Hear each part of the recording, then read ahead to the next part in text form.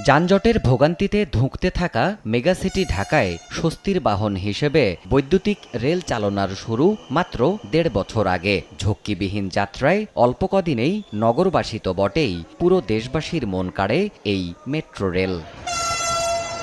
কিন্তু হায়, আধুনিক সেই গণপরিবহনই ক্ষোভ প্রকাশের নিশানা হলো নাশকতাকারীদের। কোটা আন্দোলনে ভর করে গেল শুক্রবার মিরপুর ১০ ও কাজীপাড়া মেট্রো স্টেশনে তাণ্ডব চালানো হয় নির্বিচারে। তিলে তিলে গড়ে তোলা রাষ্ট্রের সম্পদ বিধ্বস্ত হয় নিমেষেই। অবশেষে বন্ধই হয়ে যায় এই সার্ভিস।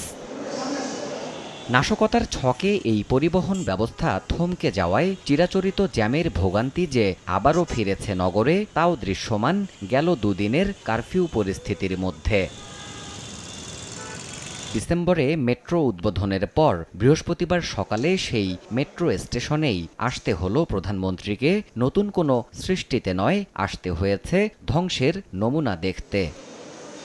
সকাল ৯টার পর মিরপুর ১০ মেট্রো স্টেশনের বিভিন্ন দিক পরিদর্শন করেন সরকার প্রধান। ডিএমটিসিএল কর্তৃপক্ষের কর্মকর্তাদের সঙ্গে নিয়ে ঘুরে ঘুরে দেখেছেন ক্ষতচিহ্ন নিয়ে কিভাবে দাঁড়িয়ে স্বপ্নের এই পরিবহন ব্যবস্থা। চূর্ণবিচূর্ণ যন্ত্রাংশ আর অসংখ্য কাঁচের টুকরোর উপরে হেঁটে উপস্থিত গণমাধ্যমে কথা বলতে গিয়ে আবেগতাড়িত হয়ে পড়েন সরকার প্রধান। ভয়াবহ ধ্বংসের চিত্র দেখলাম, এটা বিশ্বাস হতে চায় না যে এদেশে মানুষেরা করতে পারে, কিন্তু সেই কাজই করেছে। তার প্রশ্ন, মানুষের উপকার করা, সমাজকে এগিয়ে রাখা উদ্যোগগুলোর উপর কিসের এত ক্ষোভ? এই মেট্রো রেলের উপর এত আক্রমণ কেন, এটাই আমার প্রশ্ন। যেগুলি মানুষের সেবা দেয়, মানুষের জীবনকে উন্নত করে, ঠিক সেইগুলি ভেঙে সম্পূর্ণ নষ্ট করে দেওয়ার কি মানসিকতা। এই স্টেশন যেভাবে ধ্বংস হয়েছে, এটা সম্পূর্ণ ডিজিটাল সিস্টেম, এটা তো কতদিনের ঠিক হবে আমি জানি না।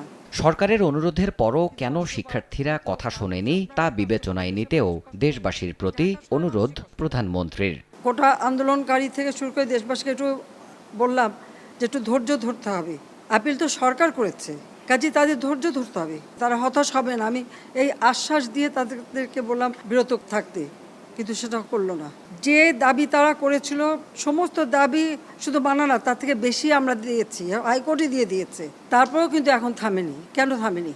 আমি দেশবাসীর কাছে সেটাই আমি বিচার চাই। ওই ১ দফার পরে আসলো ৪ দফা, তারপর আসলো ৬ দফা, তারপর আসলো ৮ দফা, তারপরে আবার ৪ দফা। এমন একটা পরিবেশ সৃষ্টি, মানে এই ধ্বংসযজ্ঞটাকে সুযোগ সৃষ্টি করে দেওয়া। রাষ্ট্রীয় সম্পদে এভাবে ন্যাক্কারজনক হামলা যারা চালিয়েছে তাদের বিচারের ভার দেশবাসীর ওপর ন্যস্ত করেন সরকার প্রধান। এই মেট্রো রেলে কি আমি চড়বো? শুধু আমরা সরকার চড়বে? শুধু আমাদের মন্ত্রীরা চড়বে? না সাধারণ জনগণ চড়বে? সেটা আমার প্রশ্ন। এর উপকারিতা কারা পাচ্ছেন? এদেশের মানুষ, আপনারা, সাধারণ জনগণ পাচ্ছে। তাহলে এর উপর এত ক্ষোভ কেন? যে এই কষ্ট আমি লাঘব করতে চেয়েছি, এই কষ্ট আবার যারা সৃষ্টি করলো তাদের বিরুদ্ধে আপনাদেরই রুখে দাঁড়াতে হবে। এর বিচার তাদের করতে হবে।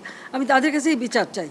পরিদর্শনের শেষ ভাগে ক্ষতিগ্রস্ত স্টেশনগুলো সচলের উদ্যোগ নিতে মেট্রো কর্তৃপক্ষকে প্রয়োজনীয় নির্দেশনাও দিয়েছেন প্রধানমন্ত্রী।